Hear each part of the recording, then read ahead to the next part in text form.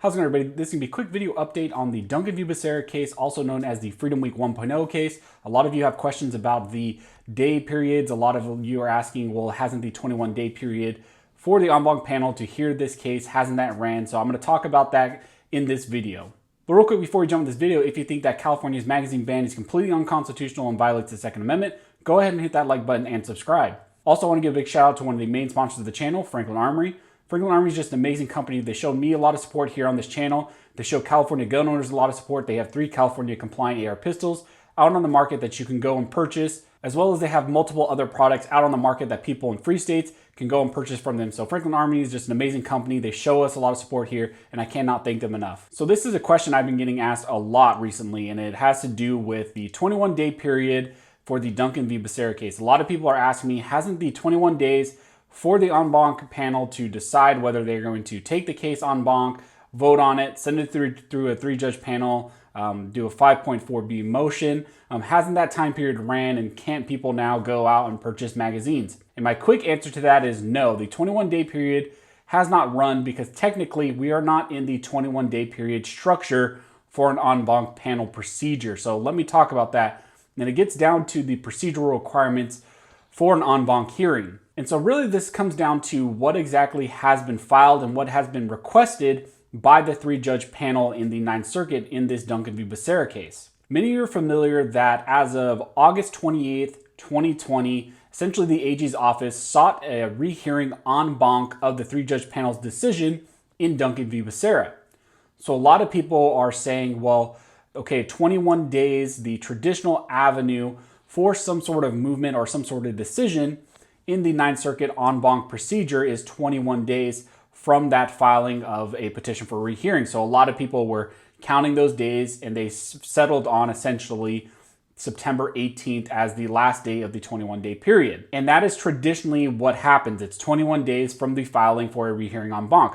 And I say that's what traditionally happens, but the thing is here, we aren't in the traditional route, because what also happened is after a filing for a petition rehearing en banc happened in Duncan v. Becerra, the 3-judge panel in the 9th Circuit that originally heard Duncan v. Becerra also sought a response brief from our side. And since the 3-judge panel sought a response from our side, that completely threw us into a different timing period and put us in a completely different calendar structure, if that's easier for you to understand. And so I'll just read for you real quick a brief description of these procedural rules, and it might help you understand a little bit more why we are not in that traditional 21-day structure, and why September 18th, 2020 was not the last day for the 9th Circuit to decide whether they're going to take this en banc or whether they were not going to take it en banc. So I'm going to read for you just real quick. It's just some procedural language, a breakdown of procedural language. It says, if an off-panel judge wants a case to be reheard or reheard en banc, regardless of the panel's denial, he or she can request a call for en banc, which is a 5.4b2 motion.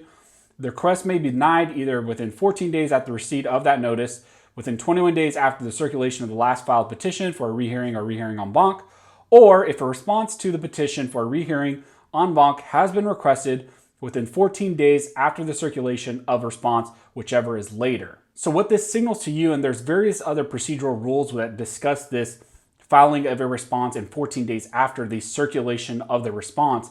This essentially is you have a traditional timing period of 21 days after the filing of the petition.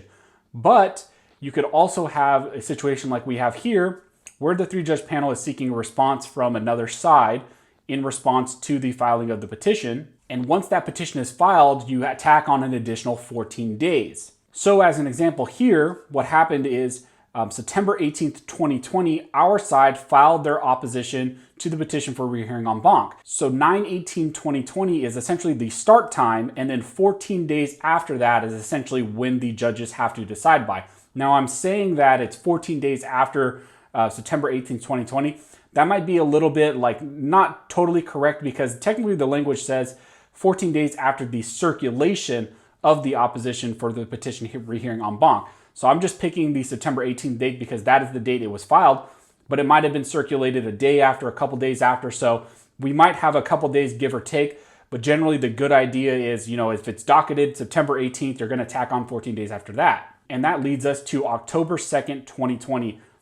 That is theoretically the last day that the 9th Circuit has to decide whether they're going to take this en banc or whether they're not going to take this en banc or whether they're going to do a 5.4b motion. Also, they could seek a 14-day stay. So as you can see, there's a lot of things that could happen still. That October 2nd, 2020 date, I'm throwing that out there, but that is not the absolute date because like you can see, they can do a lot of other things to extend out that time period. But generally now we are in the structure of 14 days after the response is circulated, and that would put us on October 2nd, 2020. And I keep saying the date because a lot of people keep asking me still about September 18th, 2020. Didn't the en banc panel, didn't the Ninth Circuit have to make a decision by then? And my answer to that is no. We are still essentially within the calendar period where the en banc and the Ninth Circuit can still decide what they are going to do with this specific case.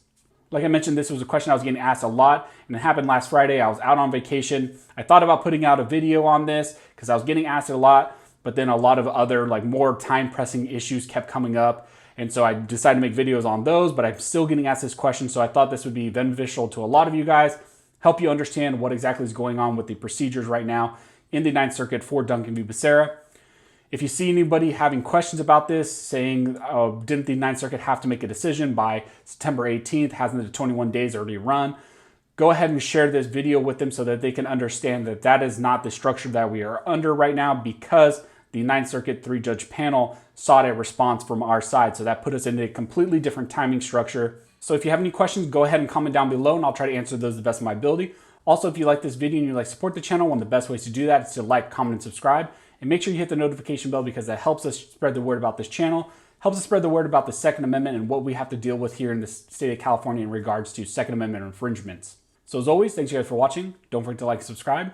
And never forget, this nation was built by armed scholars and this nation will be maintained by armed scholars.